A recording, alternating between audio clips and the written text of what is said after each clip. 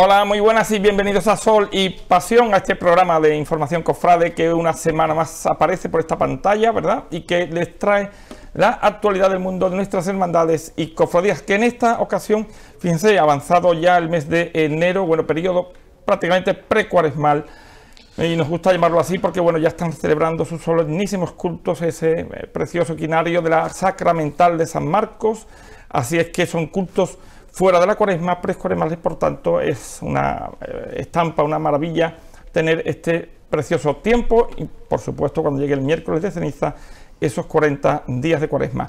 Para los rancios como yo empezaremos a decir que todo se acaba, así que la nostalgia está por llegar, disfruten de los momentos. Miren, hoy vamos a tener un programa un poco más especial, disfrútenlo también, porque vamos a hablar con una persona que a partir del año 2004 y siendo nombrado por Monseñor Don Juan del Río, tomaba su vida un nuevo curso, un puesto de responsabilidad y de confianza dentro de la curia diocesana de Jerez, de Asidonia, Jerez.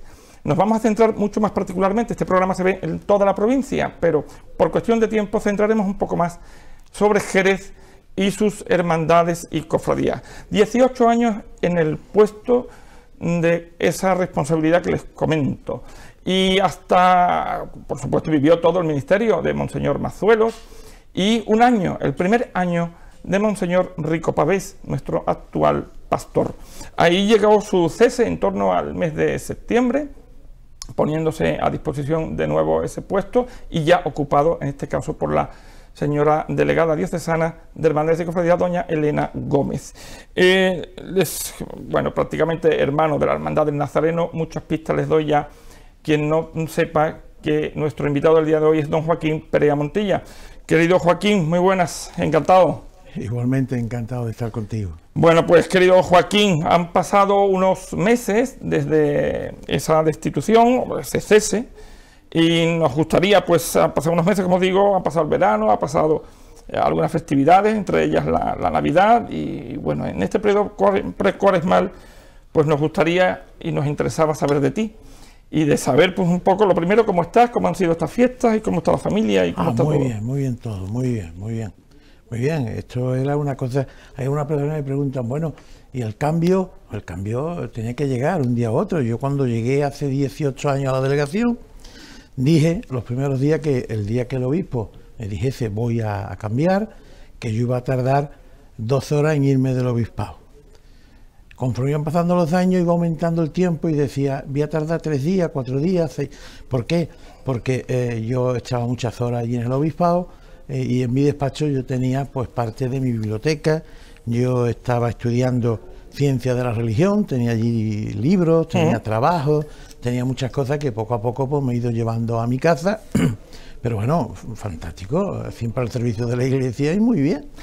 Bueno, pues Joaquín Perea llega a la delegación diocesana con un antecedente, y es que, saben ustedes, los más añejos, ahí estaba el secretariado, ocupaba esa posición el secretariado diocesano de Hermandades y Cofradías, liderado durante muchos años por don Juan González, con unos asesores como don Juan Román, Paco Carrasco, y que anteceden a la figura del delegado diocesano de Hermandades y Cofradías. Ya les digo, 18 años que dan para que muchos de ustedes que nos están viendo, otros a lo mejor ni saben quién es Joaquín Perea, les suena de esas cosas del libro verde, de la normativa, pero este es Joaquín Perea en persona. Y a muchos les sonarán porque han ido allí pues a contarle, muchas veces en papel de celofán, grandes proyectos, siempre a la mayor gloria de Dios, por supuesto, a intentar convencerlo de grandes gestas y de grandes momentos para nuestras hermandades y cofradías, en algunos casos, en algunas ocasiones, con la medida positiva y en otros pues desechada. Querido Joaquín, ¿cómo son las atribuciones de un delegado diocesano? ¿Qué funciones? ¿Cómo desarrolla su trabajo? Bueno, el delegado diocesano, la misma palabra lo dice, hace presente al obispo en una parcela de la iglesia porque el señor obispo necesita de una serie de colaboradores porque el campo de trabajo es muy grande y nuestra diócesis pues entre hermandades y agrupaciones parroquiales y consejos locales, pues estamos casi en 200 y entonces hay que hacer un seguimiento de cada una de ellas.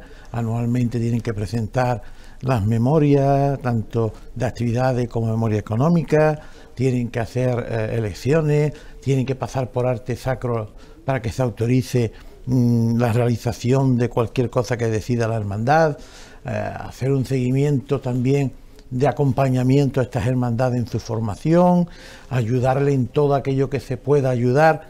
Bueno, pues esa es la labor de un delegado diocesano, ¿no?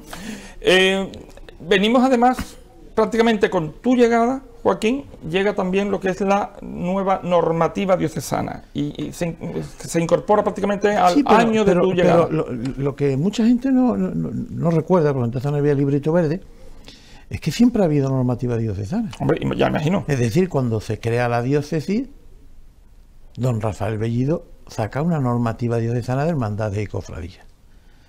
Y después, en el año, creo que eso fue el año 85, 86, hubo una modificación de esta normativa, en el cual ya se ponían números de miembros de juntas de gobierno, las condiciones para ser miembro de juntas de gobierno. Todo esto aparecía en la anterior normativa de don Rafael Bellido. Lo que pasa es que hay un momento crucial de cambio, que además, como anécdota, pensando esto de la normativa y todo esto, ya en estos días que estoy mucho más relajado, no tengo... Yo fui a la presentación del borrador como prensa, como periodista de COPE. Pero después, como persona de la Hermandad de Jesús Nazareno, que además era miembro de la Junta de Gobierno, yo estuve trabajando junto con otros hermanos de la hermandad, igual que en todas las hermandades, este borrador para aportar una serie, bueno, pues aquellas modificaciones, aquellas cosas que veíamos que podía hacer de otra manera. Y había una comisión de trabajo muy importante, presidida por un gran cofrade, como es Paco Garrido. Y se hubo muchas aportaciones. Paco me decía un día que tenía en su casa muchas anotaciones, muchas cosas, porque además yo recuerdo que Paco después le sentó muy mal que después de todo lo que se había trabajado, pues lógicamente esa normativa tuvo que pasar a los canonistas, y los canonistas hubo cosas que decían, por ejemplo, una cosa muy sencillita que a la gente le puede llamar la atención, y era que se había, por parte de las hermandades, se había aportado que cuando nada más que había un candidato, porque no hacía falta hacer elecciones, el problema del quórum, sí. Y eso se puso. Pero los canonistas dijeron que eso no podía hacer según el derecho canónico. Entonces se introdujeron muchos cambios. Y ya al final del cambio fue que en lugar de secretariado diocesano se le sube la categoría, porque cualquier secretariado pertenece a una delegación, de tal manera que el secretariado de Hermandades y Cofradías estaba dentro de la delegación de Apostolado Seglar.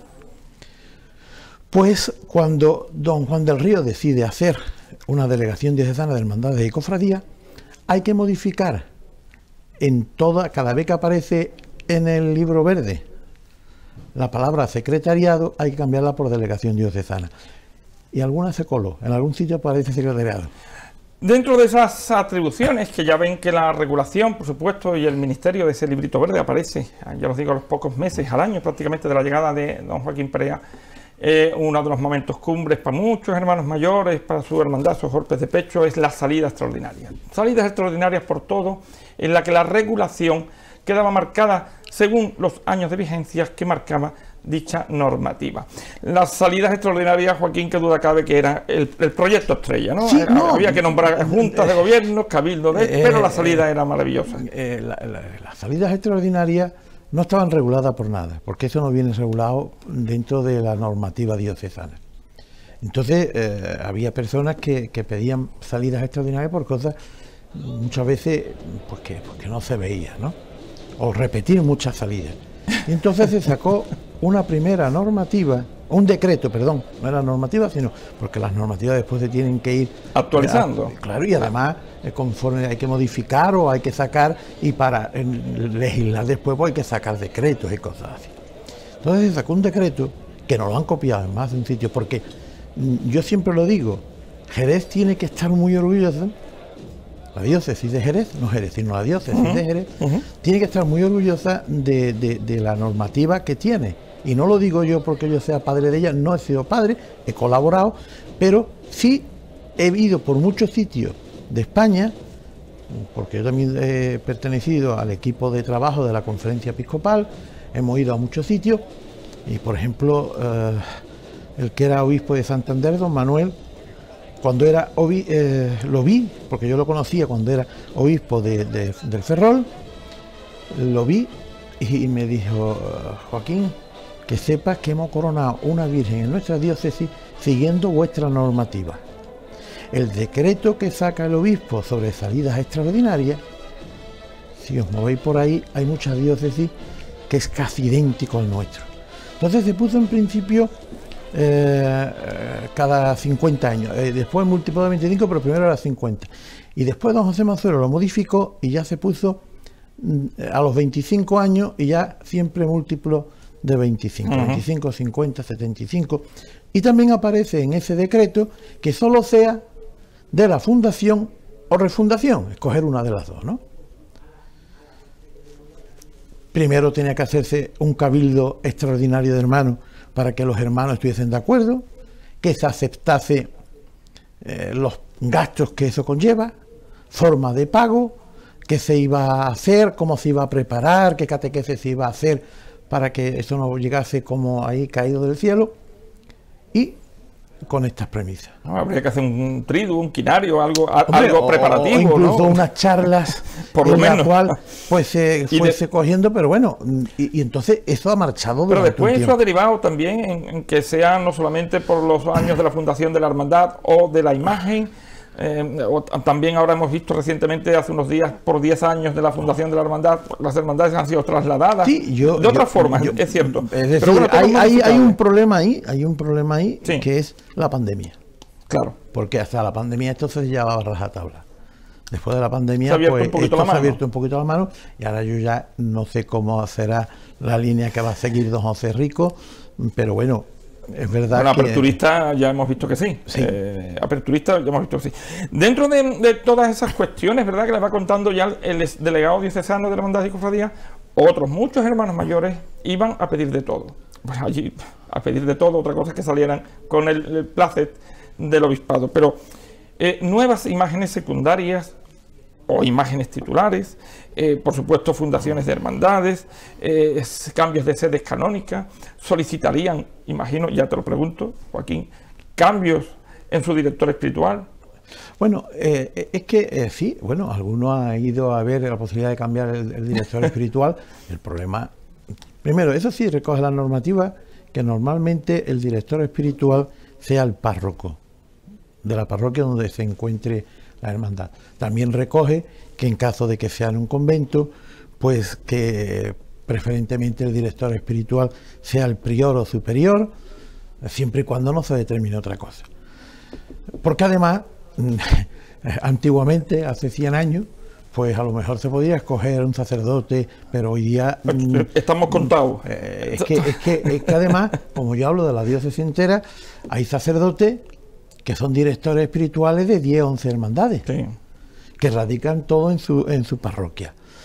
Claro, lógicamente, ¿cómo se puede hacer ese trabajo? Pues como yo hablaba con ellos, sobre todo cuando cambiaban, había unos que eran de una orden religiosa, y claro, yo les decía, mira, esto, la formación, pues aunque a cada hermandad le gusta tener su formación propia, por así decirlo, pues es la parroquia, la formación. Hay que hacerlo genérico. Misa claro. de la hermandad, pues escoger el sábado, el domingo, y en la misa de hermandad, y cada semana que una hermandad la prepare, la celebración, porque es que no se puede coger. En cuanto a todo lo demás, pues bueno, es que para eso está la norma. Hay muchas personas que... Hay una cosa que yo sí he repetido muchas veces, cuando se les decía, mira, es que esto no puede ser así. Es que yo creía, y yo decía, tú crees en Dios, esto hay que sabérselo.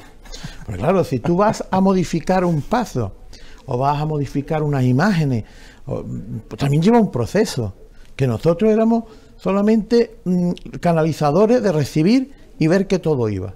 Claro, y tú quieres cambiar, tú quieres modificar unas imágenes o un paso, o tienes que restaurar unos bordados o algo de orfebrería.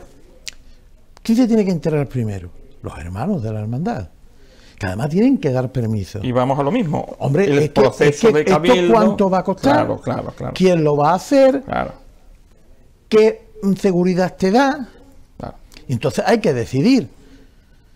Una vez que los hermanos dicen sí, se lleva todo al obispado y la delegación no hace nada más que coger esos papeles y llevárselo al delegado de patrimonio, que tiene que hacer un informe sobre lo que allí se presenta. Y todos esos papeles iban al vicario general, con el informe de todo, ya él hacía un decreto autorizando que se hiciese o no autorizando que se hiciese. Ha habido de todo en 18 años, claro. Ha habido Claro, cosas no, magníficas y cosas algunas cosas que yo recuerdo ahora, un movimiento que hubo de una agrupación parroquial que ya no existe, que cuando el cura llegó con el proyecto, yo lo miré y le dije, ¿y esto qué? Y me dice, no, si esto es una locura. Esto está planito, ¿no? No, es que esto no puede ser ese proyecto con lo que nos piden ahí y con las condiciones de pago. Bueno, si a esta agrupación de parroquial lo que necesita es mucha ayuda, claro, no puede firmar. Bueno, pues todo eso también no lo hemos encontrado, claro. A eso vamos, porque no estábamos muy acostumbrados aquí en la diócesis y mucho menos en la ciudad de Jerez, pero fue la llegada de Monseñor Don Juan del Río cuando, ya les digo, ficha es una palabra muy mercantilista, pero cuando sí se hace con los servicios de Joaquín, y comienza una expansión en principio de coronaciones canónicas. Nunca, bueno, no estábamos muy acostumbrados en la diócesis y sobre todo en la ciudad, con la primera con la Concepción coronada, primera coronada dolorosa de la ciudad, y con la creación de nuevas hermandades. Ahí que se pone la delegación a estudiar sitios, lugares periféricos en principio, donde las asociaciones poder crearse como nuevas hermandades. Y esto lo siguió promocionando don José Mazuelos, y esto sigue, esto no sigue, esto salió un decreto. Vamos a ver, cosas, por ejemplo, la coronación primera.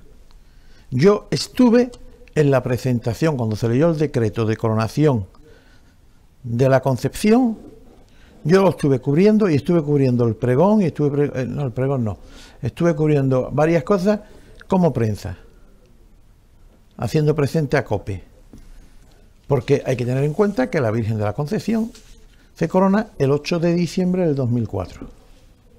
¿Su santo? Yo llevaba 3 meses justo de delegado diocesano.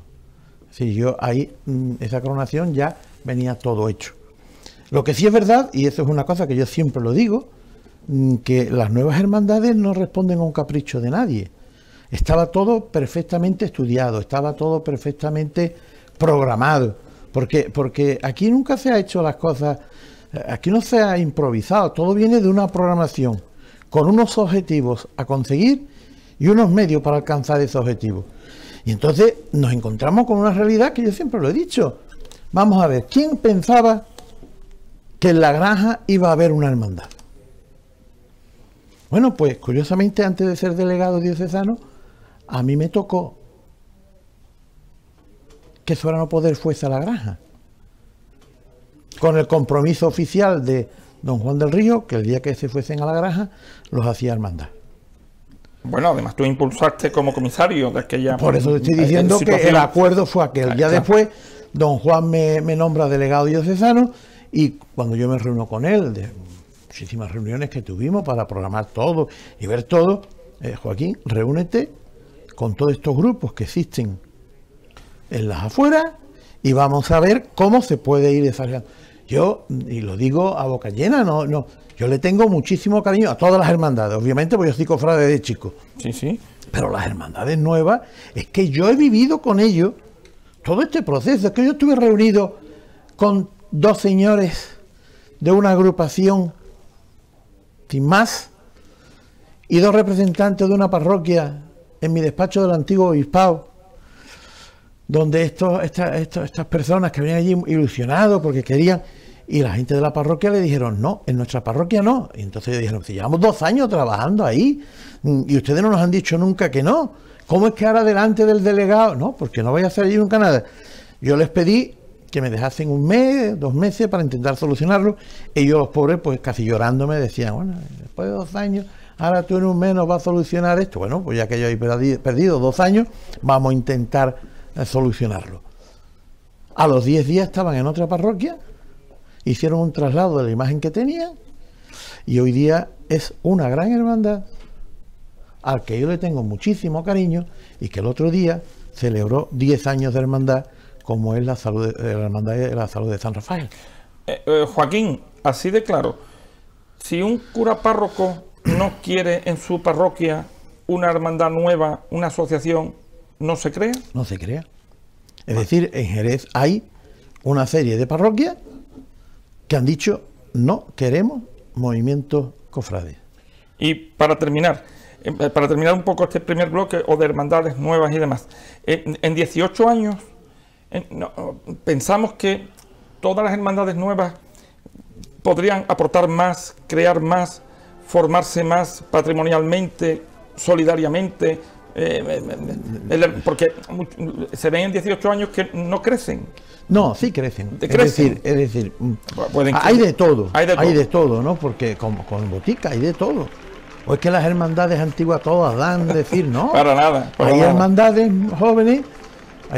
jóvenes que centralizan su parroquia. Porque aquí además nosotros el planteamiento que siempre nos hemos hecho no es que, son no, mire usted, la vida. Tanto don Juan como don José Rico decían que todos estos movimientos tienen que tener unas profundas raíces para hacer un gran árbol. Y hay muchas de estas hermandades que en sus parroquias son la vida. Son las que mueven, son las que hacen. Tampoco tenemos que creernos que las hermandades somos el ombligo del mundo, pero sí es verdad que las hermandades, yo me he encontrado casos, y yo hablo no solamente de Jerez, hablo de todas las diócesis, ya me imagino, de llegar a parroquias y muchas veces con hermandades nuevas y otras con hermandades antiguas, y tú empiezas a mirar y ya cuando le dices al cura, bueno, dice, no, aquí ya todo el mundo es de la hermandad, todo el mundo y al revés, la hermandad se ha integrado tanto en la parroquia que somos un todo, que es lo mejor, ¿no? Seguimos conociendo más detalles de estos 18 años en la delegación diocesana con Joaquín Perea. Será la segunda parte de este Sol y Pasión.